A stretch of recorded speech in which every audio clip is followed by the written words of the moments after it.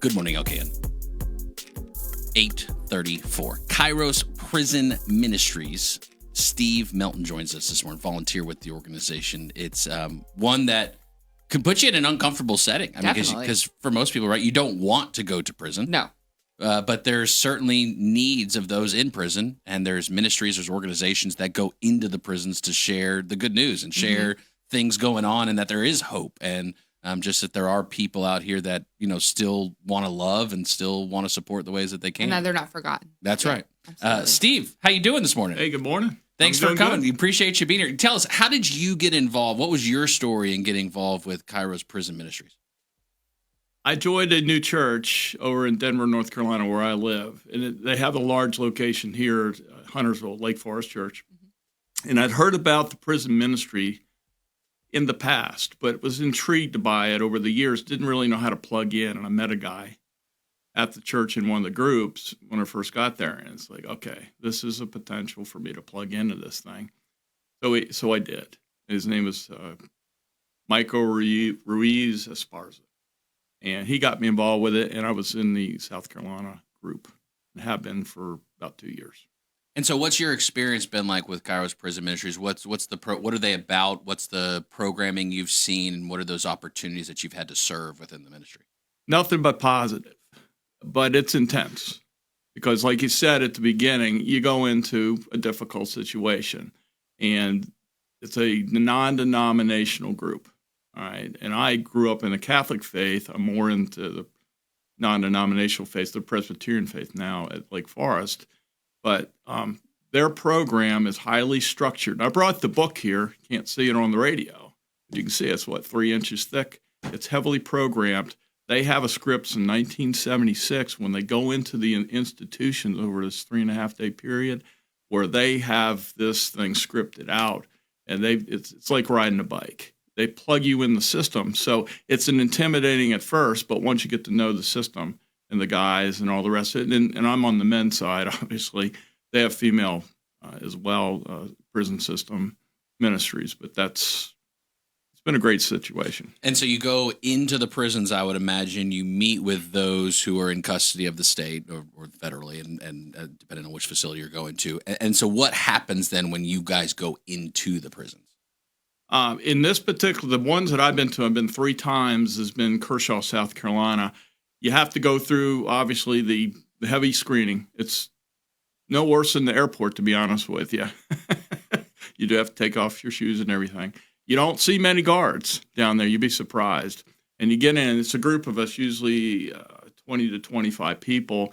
We go through, and then, you hear the door shut. And it's a heavy door. And you get back there and you go into the campus into a multi-purpose type room. Not unlike the multi-purpose room in my high school, believe it or not. It's that ugly, but it's pretty pleasant, actually, when you get in. And then they bring the incarcerated inmates. It's only 30 to 36 of them can attend. I mean, this is not an easy program to get into for these guys. And then we conduct the retreat over a 3.5-day period. Now, we don't stay there. We go to hotels or whatever. They won't let us stay there. And these guys have a count every hour or two, and they have to show up on time. If they don't show or they don't respond, they're out because they really enjoy this type situation. So this isn't you volunteer and on Saturdays you're going to go hang out and knit sweaters or something like that. This is an actual program that you guys do. And you're with them for the whole weekend, for 3 days, you said? Yeah, it's 3.5 days, and they call it a weekend, but it's not over a weekend all the time. The North Carolina system is over the weekend, but they've called it a weekend. So we go in, and then we're out by usually 5 o'clock. Or if they have lockdowns too. So during the system, if they have a lockdown situation, they want to shut you down or boot you out, they will. But we usually come back the next morning. So we don't want to stay in the prison. We do go out into the dorms, we call them, to be invited because we distribute these cookies. Like I was just telling you a minute ago, 2 dozen per inmate. Wow. And in Kershaw, 1,200 inmates, plus the guards get 2 dozen cookies. They love us to come. They have big smiles on their face. You would think these people would be glum. When they see you, they're not. They're happy when they see you. Most prisoners are in a bad situation, obviously, but they welcome hope. How many times have you done the program at a facility? I've been 3. Okay. I'm going on maybe 4 this September, and then 5 would be, I may do another in North Carolina as well. So take me back to the first one. Yeah. You walk in, you hear the door close, Yeah. you go down, you get to the communal space, or where you guys are going to be doing the programming. What's going on in your mind and your heart at that moment? What's going on in my mind is what are these guys going to come in and be looking at their shoes, and are they going to be in shackles? I mean, what's their response going to be? Your hands are a little sweaty or whatever. Your heart's like, okay, I want to be, loving and open and not real communicative. You're kind of contrite at that point. But then when you see these guys walk in, and do come in orange jumpsuits, and they stream in, and most of them have smiles on their face, and you start singing or clapping for these people, and they like it, and they come down the group. We do a double line, and we shake their hands and all that, call out their names, and then we get into the situation. Then they introduce the guys to the Kairos program, what it's about. No expectations, but I mean, if they don't want to stay, they don't have to stay. But they want to stay because they want to eat good. I can tell you that. And so the contents of the Kairos program, can you walk through us, give us the summary of over the course of the 3.5 days, what is it that the programming contains? Yeah, I'm just going to kind of consult some my notes on this. But the first day, it's a shorter period. It's about encountering Kairos. All right, so we kind of lay out the expectations, tell them about the organization, and let them introduce themselves, which is pretty difficult for some of these guys. For them to stand up in front of their peers and say something about themselves, not easy. All right, we can do it. They don't know how to do it. They're in 8x10 cells, and they interact with people. And then the second day, the full day, the program's about encountering themselves. So they lead them. This is baby step stuff, but over the period of 3.5, they have 10 talks plus chapel services and everything. So they're leading these guys on a mission, okay, on a trip, so to speak. The next day would be about encountering Christ, and it gets more into intimacy at that point in the talks. And these, it's lay led, though we have chaplains there. But each of these guys, and I've done it too, we are assigned a talk, and we have to get up and present it 20 minutes. And then after that, they do. They'll sit down and they'll draw pictures about what their feelings are. We try to elicit their feelings out, and each talk has this type of program. And then the final kind of graduation day is encountering others. So how do you react? I mean, where's the continuity with this program? You can tell them all day long. They can get excited, and by the last day, they are excited. They're up there singing and giving testimonials. But when they get back to an 8x10 cell, and I've seen it, like it's dismal. How are we going to keep this thing going? So we help keep them on track.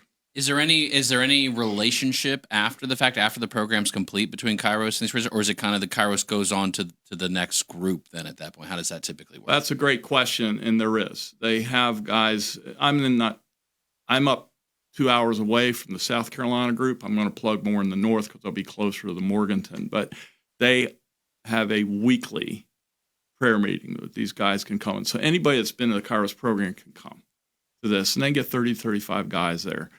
Plus, they have they call it a reunion each month, and it's about a 2 to 3 hour program where we bring some food in, that kind of thing, not heavy stuff, and these guys can attend. And yes, it's all about execution, because if you don't keep the hopes alive, now over the period of time, they've done 40-some walks, they call them, in South Carolina. And I mean, you could just, at 30 inmates that's a lot of inmates. Do they all attend? Some of them got out, obviously, but there's guys that I've met in there been 30, 35 years. But yeah, they're all welcome to attend. Steve Melton, he is a volunteer with Kairos Prison Ministries. You can check out kairosnc.org is the website here for the North Carolina State Committee. So highlight for us, you've been through and done 3, going on almost 4 programs. What would you say from your perspective? You can obviously hear from what the programming is and sharing Christ and sharing hope with people inside prisons. But for you, what's it been like for you to be part of the program from your perspective of going into the prisons? It's been uplifting. When we, in our training and in the approach they tell us, it's not about you, it's about them. So you're placing yourself really below them to that extent. But it helps I tell people this, when you see people in the outhouse and you bring them to the penthouse in 3.5 days, it's pretty amazing. You could go to a church or functions for years and not see the type of response. Now, the joke is they're in a captive situation, right? Okay, but they don't have to play ball if they don't want to play ball. So when you see that and actually experience the movement of the Holy Spirit, it's pretty cool. You just don't see that in public very much. So it helps to keep the juices flowing. So. Steve Melton, Kairos Prison Ministries. Thanks for coming in and sharing, Steve. Thank you. All right, good morning, fam. Patrick Reynolds up next.